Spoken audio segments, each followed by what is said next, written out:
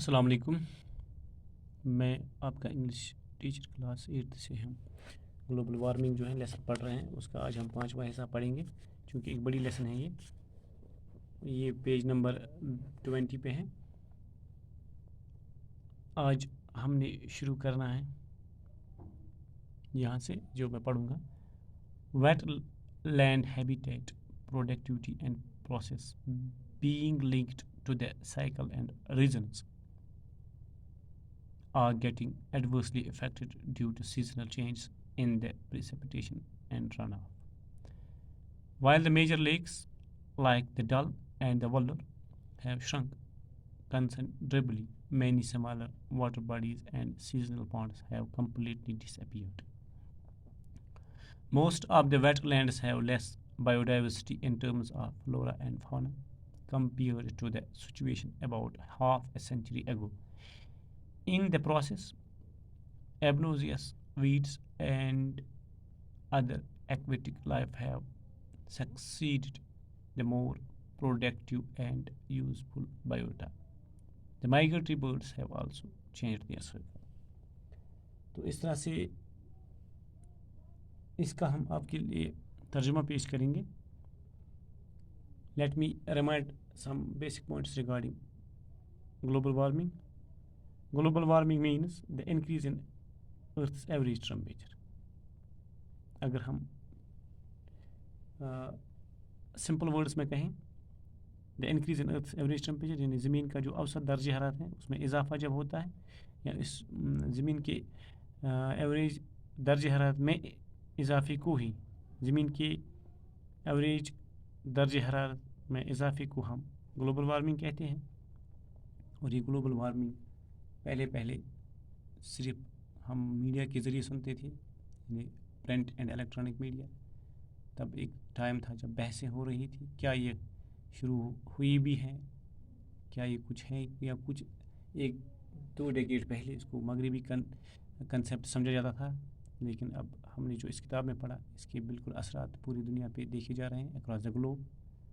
تو آج کا جو ہم نے سبق پڑھنا ہے وہ ہے دلدلی زمین یعنی ویٹ لینڈ جس کو ہم کہتے ہیں۔ ویٹ لینڈ یعنی دلدلی زمین پہ جانداروں کی رہائش، اینڈ ہم نے پڑھا پروڈکٹیوٹی اور پیداوار، اور عمل جو کہ چکر یعنی گردش، موسموں کی گردش سے مراد ہے، جو کہ موسموں سے جڑے ہوئے ہیں۔ سائیکل اینڈ سیزنز یہاں پہ being linked to cycle and seasons یعنی چکر کی بات اب یہاں پہ چلی، یعنی یہ چکر وہ چکر ہیں جو موسموں سے جڑے ہوئے ہیں۔ ان پر بارش اور برف باری میں آئی موسمی تبدیلیوں کے سبب الٹا اثر پڑ رہا ہے، یعنی ہمارے ویٹ لینڈز جو ہیں ان پہ الٹا اثر پڑ رہا ہے جب ہمارے موسموں میں ہی تبدیلی آئی ہے۔ اور while the major lakes like the Dal and the Vallur جبکہ خاص یا بڑی جھیلیں جیسے کہ ڈل اور ولر بہت حد تک سکڑ گئے، یعنی چھوٹے ہو گئے سائز میں۔ اگر آپ کی لیول کی بات کہیں تو وہ چھوٹے ہو گئے، پہلے بڑے تھے اب سکڑتے وہ چھوٹے ہو گئے۔ اتنا ہی نہیں، کہیں چھوٹے آبی ذخائر مکمل طور پر سے غائب ہو چکے ہیں۔ بہت سی دلدلی زمینوں میں پودوں اور جانوروں کے معاملے میں تقریباً آدھی صدی کے مقابلے میں تنحیزیت کم ہو گئی ہے۔ اگر ہم بات کریں آج سے 50 سال پہلے کی، ہمارے یہاں پہ جو فلورا اینڈ فونا دیکھا جاتا تھا ویٹ لینڈس میں، وہ بہت کم ہو گئی ہے۔ ان کی بایو ڈائیورسٹی بالکل کم اب دکھی جا رہی ہے۔ صرف 50 سال پہلے کی بات، یعنی ہاف مینز آدھا، سینچری کا مطلب ہوتا ہے 100۔ اگر 100 کو ہم آدھا میں دیکھیں تو اس کا آدھا 50 بنتا ہے، یعنی اگر ہم 50 ایئرز بیک کی بات کریں تو ہماری بایو ڈائیورسٹی ان لیکس میں یا ان ویٹ لینڈس میں بہت کم اب دیکھی جا سکتی ہے۔ ان دا پروسیس اس عمل میں زیادہ مفید کار آمد حیات کی جگہ بےہودہ گھاس. بالکل صحیح بات ہے. یعنی اس پروسیس میں ہم یہ دیکھتے ہیں بےہودہ گھاس،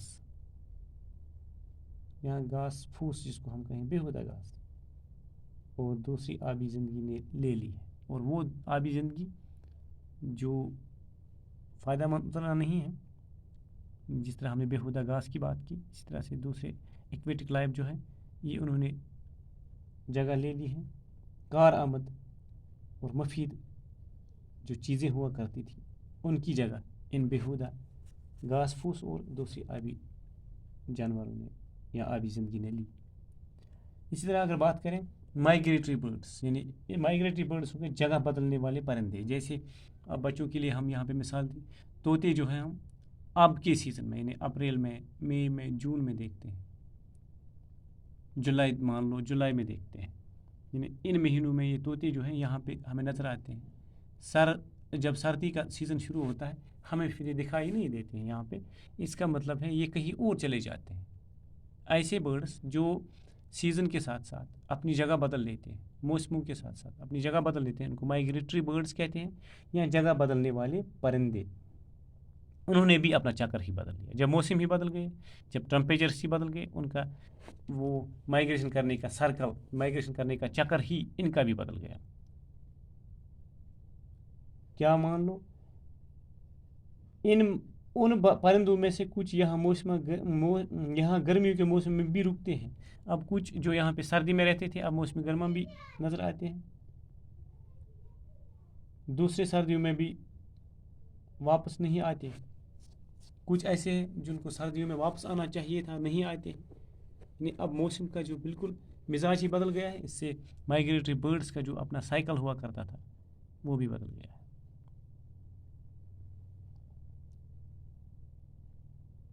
مرغیاں جو سردیوں کے مہینوں کے دوران یہاں سے چلی جاتی تھی، یعنی جس کو ہم واٹر فال کہتے ہیں، وہ یہاں سے چلی جاتی تھی.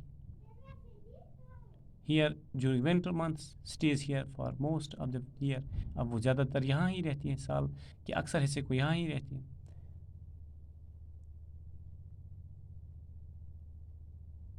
ہوپو جیسے پرندے یہاں پہ لکھا ہوا ہے ہوپو.